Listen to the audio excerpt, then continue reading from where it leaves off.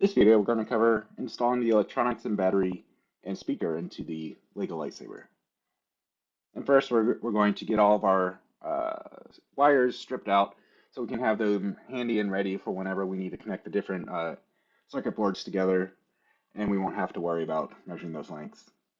Our NeoPixel strip that we got had that extra JST connector on it, which was nice, but it was way too bulky to fit in the LEGO Lightsaber. So here we're stripping out the unneeded components so we can then get those wires ready to install and then connect to the Pico Blade 5-pin connector. And after we have those stripped out, we're going to twist the wires around to then, make them nice and solderable. We'll also go through and tin them a little with a solder on our little mat there.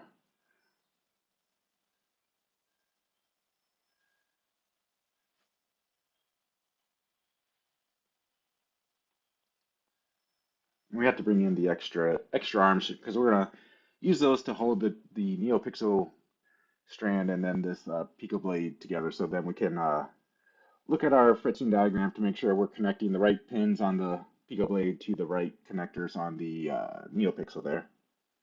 I believe we start out with the power, and then we'll do the data in, and then the ground we connect off to the MOSFET, and that goes off to the resistor, where that we then connect that back to ground and the enable pin, which we'll get to later in the video. But here we're just connecting our heat shrinks to the Pico blade connectors and making sure we can solder those on and make sure they're nice and well connected before we move on to messing with the SOT23 breadboard. We did burn out one MOSFET during soldering. I'm not quite sure what happened to it, but we were able to get 4 that worked, so it's good we got an extra one.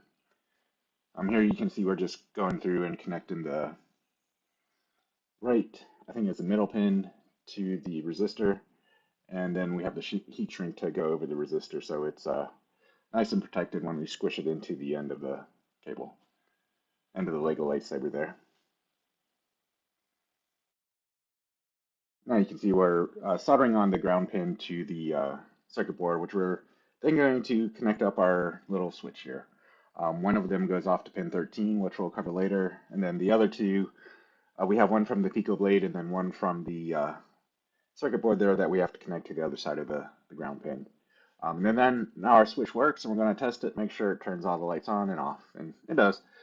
So now I think we're going to apply some heat to the heat shrinks to lock all of that stuff in place, and you can see it's a very tight package. And here we had our reference strip of how long we wanted them, so we're going to fold it at the appropriate position. Squeeze it down, I think we do a few checks, double checks, just to make sure that we have it at the right length. We cut off the pin where we want it to. There, the last one that's lighting is where the code told it to stop illuminating. So now we're just going to clip off those, and then go through and remove the double-sided tape, which was kind of a pain to get off. But once you get it off, we'll clean up our work area here, and then just apply pressure down to squish it into place. So then we'll have this nice double-sided LED strip that will illuminate both sides of the lightsaber for us. And it's all connected to that one switch, and all the circuits are soldered and hinge strapped, and we're all good. Then after that, we have our wires from earlier. We're just going to tin both sides, and it's a pretty boring process. But this will make it easier for us, so when we start connecting it to the circuit boards, it's a little easier to tack them in place and then go back and solder them fully. Here we're soldering the different wire lengths into the amplifier, which will then also give us the on-off switch. When we turn on the amplifier, we also turn on the LEDs and connect that whole circuit there.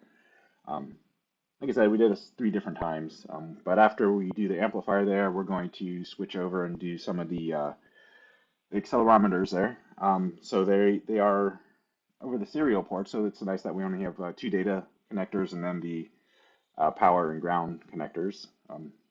Soldered through 3 of those, and then later on we'll go through connecting all the circuits together. Here, this is the charger port, so we can get up to 500 milliamps with this charger, which is one of the reasons we went with this over some of the other feather boards. You could get a cutie pie board, but that still only has what 100 milliamps. I think you could get the extra backpack charger to get 200 milliamps, but that's still a long time to recharge a battery. I mean, in discussing with the girls, it was, how long how long would we want to wait for these to charge before we could use them again? And waiting over 12 hours for the battery to fully charge was unacceptable. So we went with these Trinket M0s with that backpack charger, which will give us the 500 milliamps. And here we're just, we removed the LED and removed the resistor connected to pin 13. And then here we're going through and we're just going to connect the wire to pin 13. So now the switch is connected to pin 13, not the LED. There is no more LED on pin 13 on these Trinket boards. It wasn't that difficult to remove them, luckily. So it was pretty easy. We did have to go through and put some liquid electrical tape on the ground pin to make sure we're not shorting out that, but it was a pretty easy process. And now comes the tricky part of getting all of these different boards connected through these very, very short wires. I think we gave it over a 1 millimeter clearance. On some of the wires we did have to cut again just to add that extra little bit of length. But using the stranded wire, it wasn't too difficult to twist and bend the extra baggage there, but it did take a lot of practice a lot of patience to go through and make sure the different solders are soldered correctly, soldered stably, and then shaping the different circuit boards to connect in this little square cube diagram that we adjusted the 3D print. So the four boards will fit into the LEGO Lightsaber on four sides of the cylindrical hilt. And there's really not much clearance after that. I think there was only between 2 or 3 millimeters from the closest edge of the board to the outside of the hilt, which made it a little tricky. But we eventually got there, and you can see down there where I'm going to install this into one of the sample diagrams. So this is a little, I don't know what you call it, a fitting piece.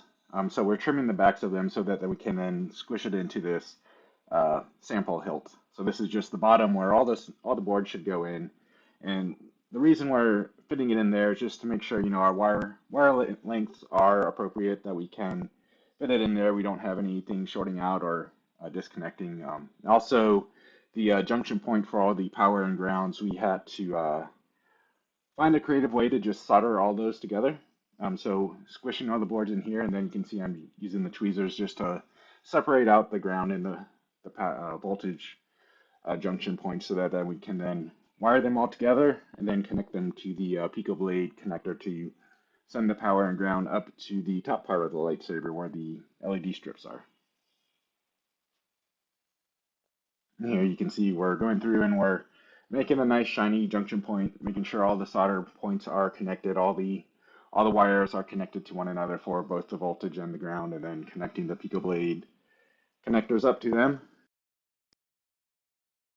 And after we have that all soldered, we'll remove it from the little test 3D printed part there, and then repeat the process for 3 more times because we have 4 lightsabers to make, and this will be, well, actually I think this is number 2. So we'll repeat the process 2 more times of going through, making sure all the components are connected, testing it, inserting it into the 3D printed part, and removing it.